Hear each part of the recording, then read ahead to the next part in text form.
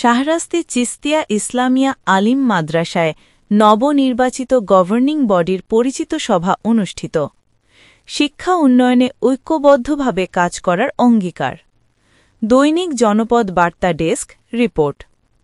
চাঁদপুরের শাহরাস্তি উপজেলার অন্যতম প্রাচীন ও সুনামধন্য শিক্ষা প্রতিষ্ঠান শাহরাস্তি চিস্তিয়া ইসলামিয়া আলিম মাদ্রাসার নবনির্বাচিত গভর্নিং বডির পরিচিত সভা অনুষ্ঠিত হয়েছে। বৃহস্পতিবার ৯ অক্টোবর মাদ্রাসা প্রাঙ্গণে এই সভা হয়। পবিত্র কুরআন তিলাওয়াতের মাধ্যমে অনুষ্ঠানের সূচনা করেন দশম শ্রেণীর ছাত্র মোহাম্মদ তাওহিদুল ইসলাম। সভায় সভাপতিত্ব করেন নবনির্বাচিত সভাপতি একরামুল হক পাটোয়ারী এবং সঞ্চালনা করেন শিক্ষক মোহাম্মদ শোয়াইব।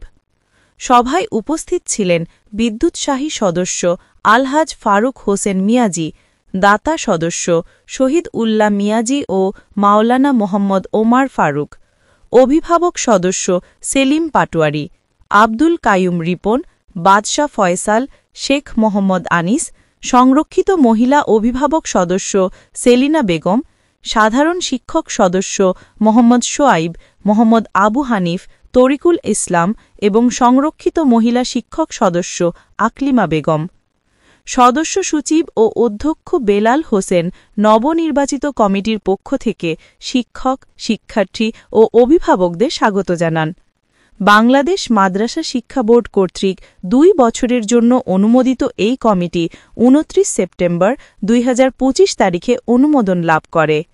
অনুমোদনের পর এটাই ছিল নবনির্বাচিত গভর্নিং বডির প্রথম আনুষ্ঠানিক সভা। সভায় সভাপতি একরামুল হক পাটোয়ারী বলেন, এই মাদ্রাসা আমাদের এলাকার একটি ঐতিহ্য। শিক্ষক, শিক্ষার্থী, অভিভাবক ও কমিটির সমন্বিত প্রচেষ্টায় আমরা এটিকে চাঁদপুর জেলার অন্যতম আদর্শ শিক্ষা প্রতিষ্ঠান হিসেবে গড়ে তুলতে চাই। শিক্ষা ও শৃঙ্খলা এই দুই ভিত্তির ওপরই আমাদের কাজ এগিয়ে যাবে।